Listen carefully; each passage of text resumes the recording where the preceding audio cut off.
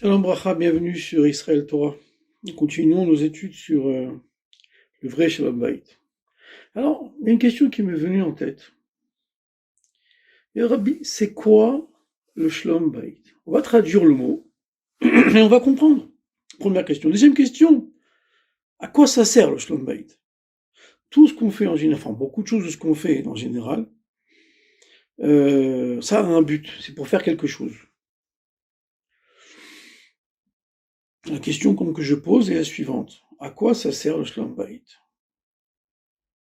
Puisque le but ultime de tout ce que font les hommes sur Terre, et les hommes, les humains, ça veut dire les hommes et les femmes sur Terre, le but ultime, c'est la révélation de Dieu sur Terre, pour tous les êtres humains, tout le monde confondu. Donc je pose la question, Shalom Bayit. Alors on a dit qu'on allait traduire.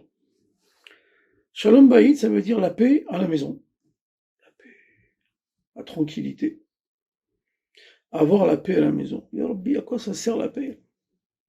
C'est pas un but en soi. Si on s'arrête ici, j'entends beaucoup de gens se plaindre, c'est bien, mais c'est fade. Ça manque de goût, ça manque de couleur, ça manque de lumière, ça manque de peps. Vous avez raison, vous avez tous raison. Mais si on n'a pas le Shalom Bayit, on va nulle part. Shalom Bayit, ça veut dire avoir la paix à la maison. Rentrer à la maison sachant que même comme ça arrive des fois, et même très souvent, il y a des sujets qui vont mettre en colère tout le monde. Et malgré tout, savoir que on va rentrer, on va manger quand même, ou mieux se taire que dire des choses qui vont blesser, avoir la paix à la maison. Manger tranquillement, manger joyeusement, parler des sujets, qu'on va dire, qui fâchent, mais avoir pris l'habitude de parler sans passer par des disputes, sans passer par des mésententes. Shalom Bayit, la paix à la maison. À quoi ça sert? Alors c'est très simple. Le but du mariage, comme le dit le Rabbi Rayatz, dans Kundresim Aleph, dans son Mamar Lechadodi, si je me souviens, c'est pas Daf Chaf.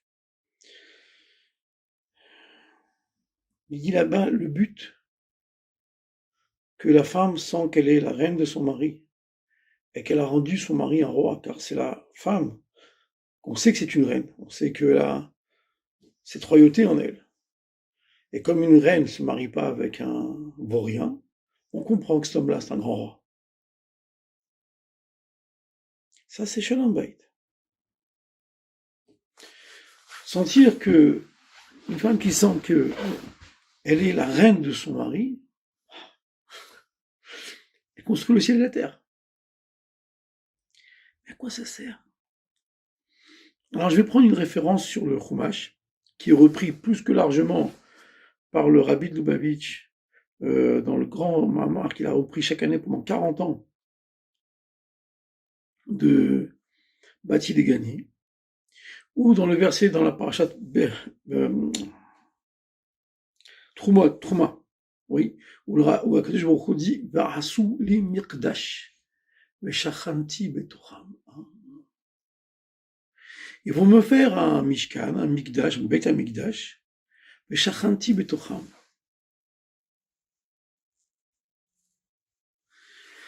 Ça veut dire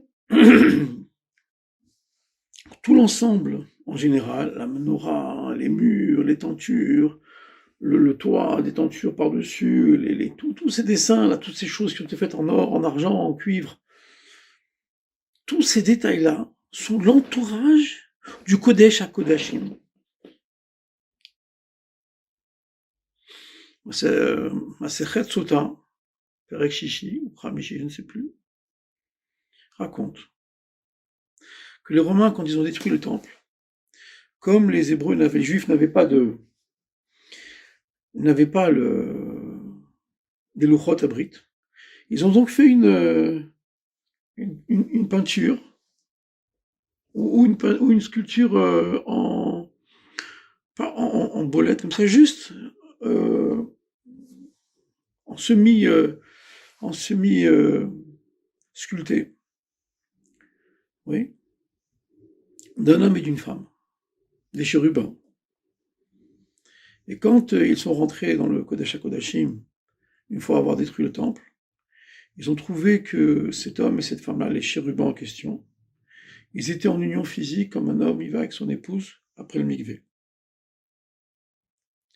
Le but du Beit HaMikdash, c'est l'union physique totale de l'âme et du corps entre Dieu et le peuple juif. Comme c'est marqué dans tous les Mamarim que Knesset Israël, c'est la femme, le peuple juif, c'est la femme, et que Akadosh Baruch Hu, Dieu, c'est l'homme.